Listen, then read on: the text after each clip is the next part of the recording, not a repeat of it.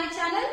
आज की इस क्लास में हम पढ़ेंगे यूनिट 7 का chapter the giving tree. The giving tree का मतलब है देने वाला पेड़। पेड़ बच्चों हमेशा कुछ हमें देता ही है, हमसे कभी कुछ नहीं लेता। तो इसी पर आधारित ये कहानी है। आइए पढ़ते हैं द गिविंग ट्री। ये पेज नंबर 121 पर दी गई है आपकी इस मैरीगोल्ड बुक में। तो स्टूडेंट्स चलिए शुरू करते हैं पढ़ना। How do you feel when you help someone? जब आप किसी की मदद करते हैं तब आप कैसा महसूस करते हैं?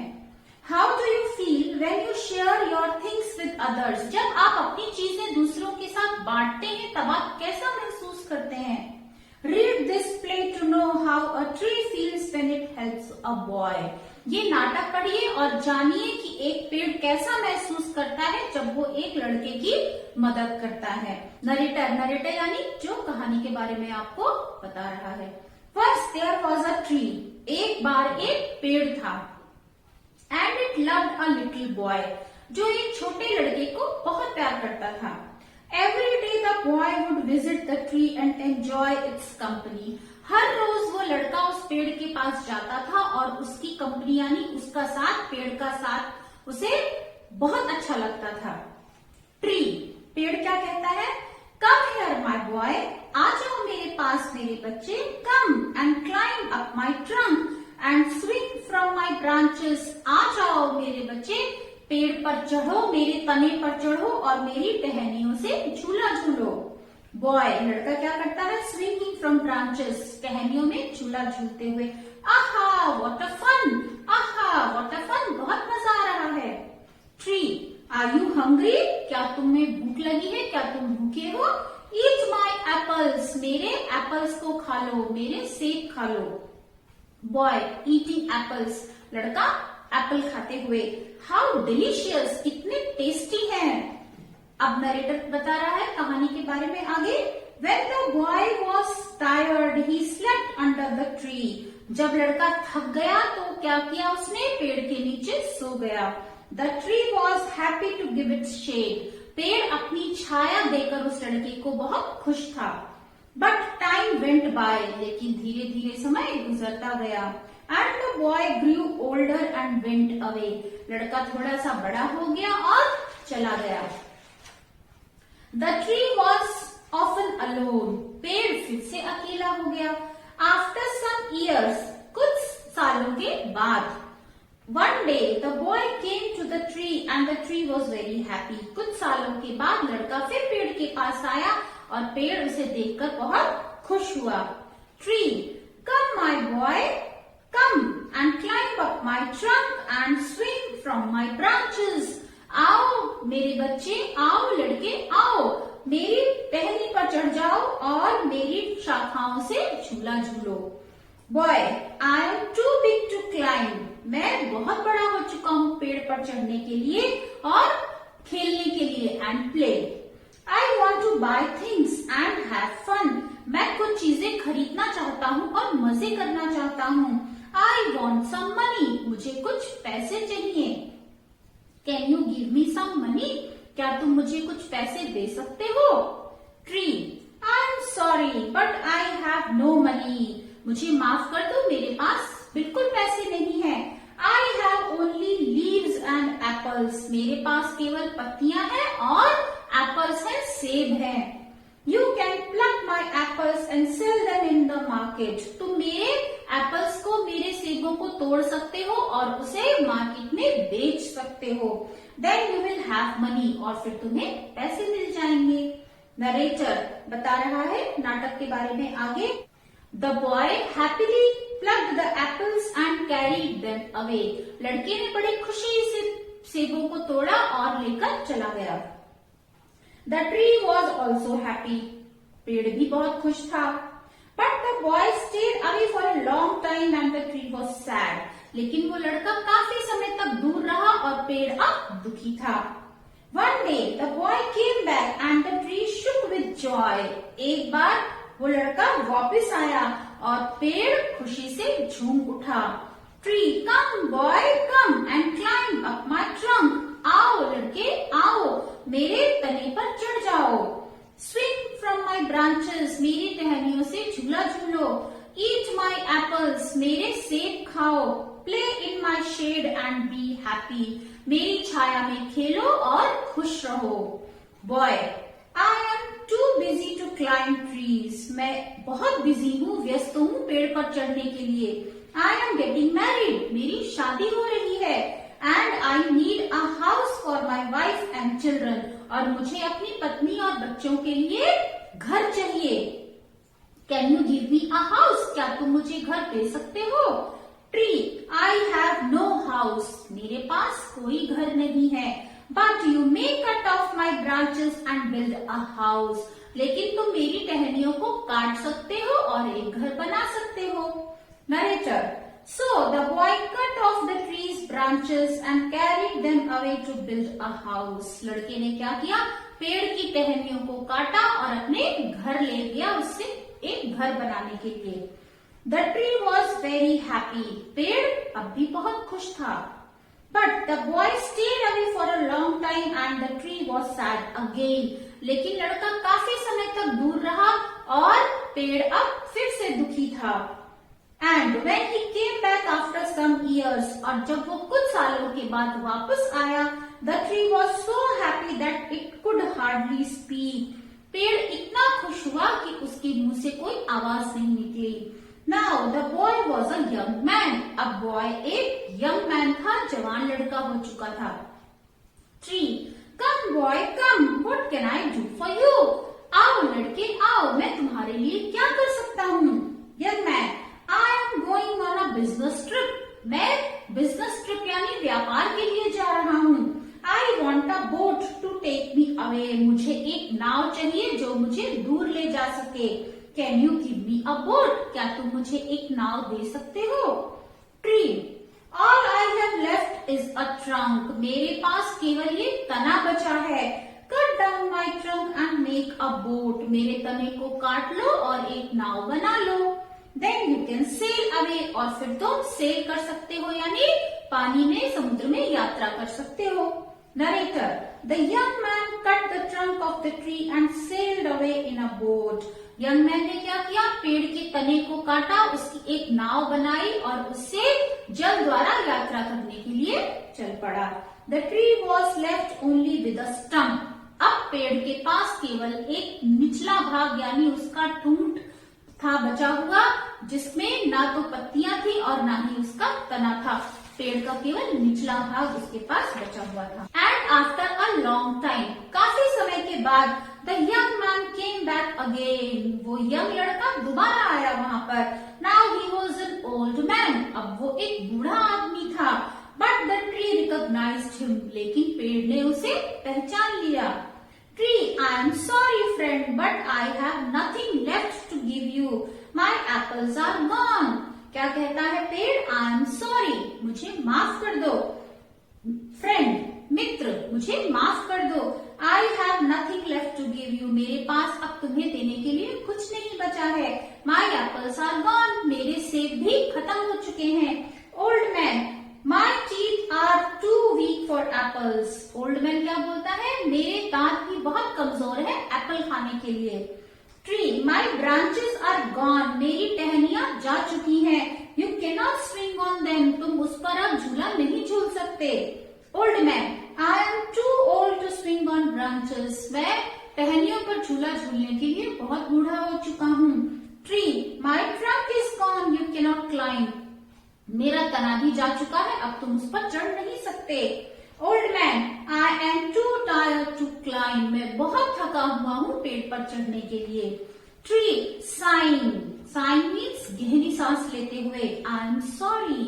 I wish that I could give you something. मुझे माफ कर दो, मेरी इच्छा है कि मैं तुम्हें कुछ दे पाता. But I have nothing left. लेकिन मेरे पास कुछ नहीं बचा है. I am just an old stump. मैं अब केवल एक बूढ़ा ठूठ हूँ, यानी वो पेड़ जिसमें अब कुछ नहीं बचा है. I am sorry. मुझे माफ कर दो. Old man, dear tree, you have always given. प्रिय पेड़, तुमने मुझे हमेशा दिया है. But now I don't need much. लेकिन अब मुझे कुछ नहीं चाहिए. Just a quiet place to sit and rest. एक शांत जगह चाहिए जहां पर मैं बैठकर आराम कर सकूं. ट्री हैप्पीली खुश होते हुए, well an old stump is good for sitting and resting on, मेरा जो ये बूढ़े पेड़ का जो ठूंठ है ये तुम्हारे बैठने और आराम करने के लिए काफी है। Come friend sit down and rest, आओ मित्र इस पर बैठो और आराम करो। Narrator the old man did, old man ने ऐसा ही किया, वृद्ध व्यक्ति ने ऐसा ही किया। And the tree was still happy, और पेड़ अभी भी खुश था उस लड़के की मदद करके। ये ओल्ड मैन कौन था? ये वही लड़का था जो बड़ा हो गया और बड़ा होके बूढ़ा हो गया। So this story, this play was adopted from The Giving Tree by Shel Silverstein. इन्होंने लिखा था और क्या नाम था पाठ का? The Giving Tree। तो बच्चों इसमें कुछ नए शब्द आए हैं, आइए उनके अर्थ लिख लेते हैं। तो फर्स्ट न्यू वर्ड है स्विंग।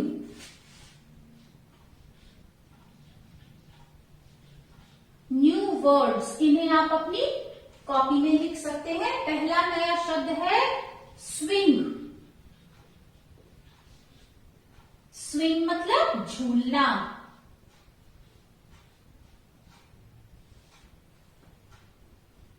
डिलीशियस दूसरा शब्द है। डिलीशियस, डिलीशियस यानी स्वादिष्ट।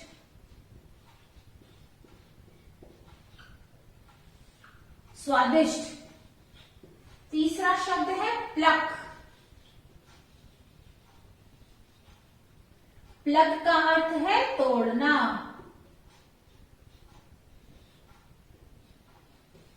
नेक्स्ट है ट्रिप। ट्रिप का अर्थ है यात्रा। अगला शब्द है सेल। सेल होती है जल यात्रा, जब आप जल के द्वारा कहीं जाते हैं, जल यात्रा। फिर है स्टंप। पेड़ का आखिरी में स्टंप बचा था, स्टंप यानी ठूंठ, आप पिक्चर में देख सकते हैं अपनी बुक में। फिर है रिकॉग्नाइज्ड, इसे हम टुकड़ा भी कह सकते हैं, आखिरी बचा हुआ टुकड़ा। अगला शब्द है रिकॉग्नाइज्ड।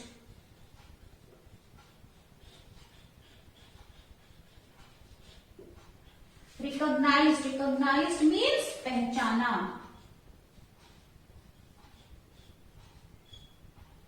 पहचानना। तो स्टूडेंट्स ये नए शब्द हैं जो हमने इस पार्ट में सीखे हैं। स्विंग यानी झूलना, डिलीशियस यानी स्वादिष्ट, प्लक का मतलब होता है तोड़ना, ट्रिप यात्रा, सेल जल द्वारा यात्रा करना सेल कहलाती है, चाहे वो आप नाव से करें चाहे शिप से करें, वो सेल है। स्टंप यानी ठूंठ या टुकड़ा, रिकॉग्नाइज यानी पहचानना या पहचाना। तो आइए अब इसकी नेक्स्ट एक्सरसाइज करते हैं। नेक्स्ट है रीडिंग इज फन सेक्शन, जिसमें कुछ प्रश्न दिए हैं, हम उसके उत्तर लिखेंगे। तो पहला प्रश्न है how did the boy enjoy the company of the tree. लड़के ने पेड़ का साथ कैसे एंजॉय किया, कैसे उसको मजा आया पेड़ के साथ। तो आइए उसका उत्तर लिखते हैं। The boy, answer 1, the boy enjoyed the company of the tree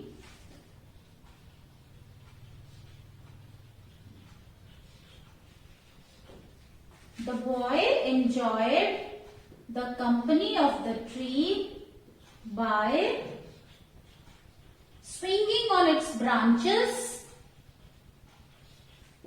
by swinging on its branches. Swinging on its branches means उसकी टहनियों पर झूला झूलकर।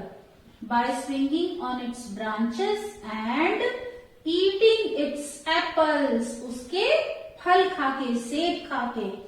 Eating its apples, तो पेड़ ने उसकी टहनियों पर झूला झूलकर और उसके सेब खाकर मजे किए। The answer will be the boy enjoyed the company of the tree by swinging on its branches and eating its apples. Now next answer to children. Second question है, how did the tree help the boy earn money? पेड़ ने लड़के को पैसे कमाने में कैसे मदद की? So write down the answer. The tree help the boy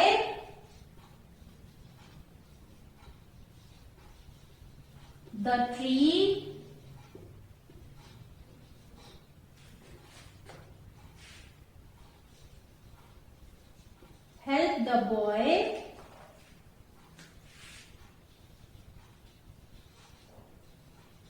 in earning money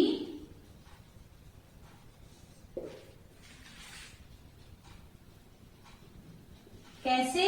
bye giving its apples, अपने सेब दे करके उसने लड़के को पैसे कमाने में मदद की। Bye giving it's apples. So your answer will be the tree helped the boy in earning money by giving its apples. Now answer number 3. Question is, what did the boy make with the branches of the tree? लड़के ने पेड़ की टहनियों से क्या बनाया? तो क्या बनाया था? उसने घर बनाया था। आइए उत्तर लिखते हैं। The boy made, answer 3,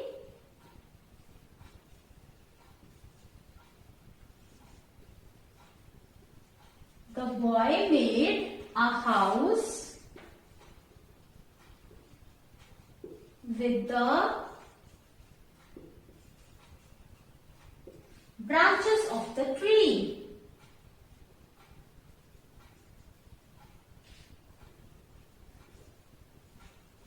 The boy made a house with the branches of the tree. लड़के ने पेड़ की टहनियों से एक घर बनाया। Now next question is question number 4. What did the boy make with the trunk of the tree? पेड़ के ट्रंक से यानी तने से लड़के ने क्या बनाया? लड़के ने उससे नाव बनाई। आइए उसका उत्तर लिखते हैं। This is answer 3. Answer 4, the boy made a boat. The boy made a boat with the trunk of a tree. With the trunk of the tree.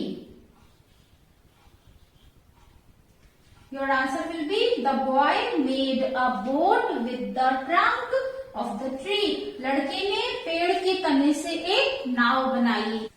Next question 5 is, how was the stump of the tree useful?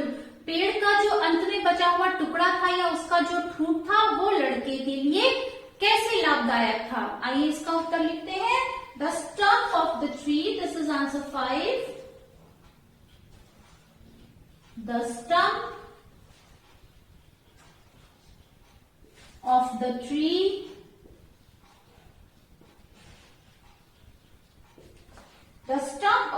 tree was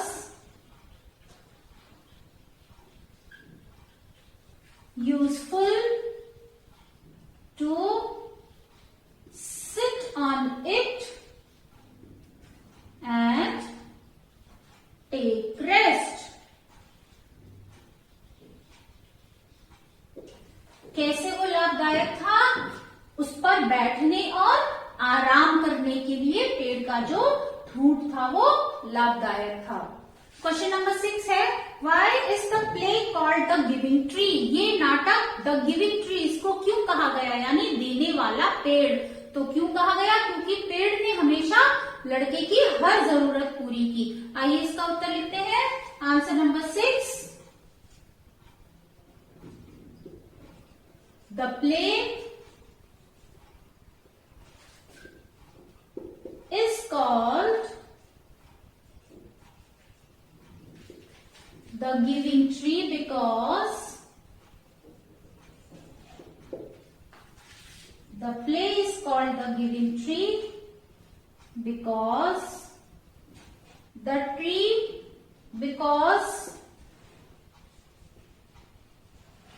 it gives the boy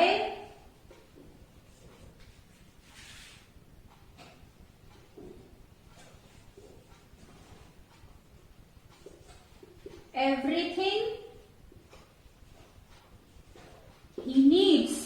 The answer will be, उत्तर होगा the play is called the giving tree because it gives the boy everything he needs. क्योंकि पेड़ क्या करता है, boy को, लड़के को वो हर चीज देता है जिसकी उसे जरूरत है, इसलिए इस नाटक को द गिविंग ट्री कहा गया। तो स्टूडेंट्स, आज के इस वीडियो में हमने पाठ का अर्थ समझा, उसके कुछ नए शब्द पढ़े, उनके अर्थ लिखे और प्रश्नोत्तर लिखे। उम्मीद है आपको मेरा ये वीडियो पसंद आया होगा। अगर पसंद आया हो तो लाइक बटन को प्रेस जरूर कीजिए और मेरे चैनल को सब्सक्राइब कीजिए। तो बच्चों, फिर मिलेंगे एक नए वीडियो के साथ, तब तक के लिए बाय बाय।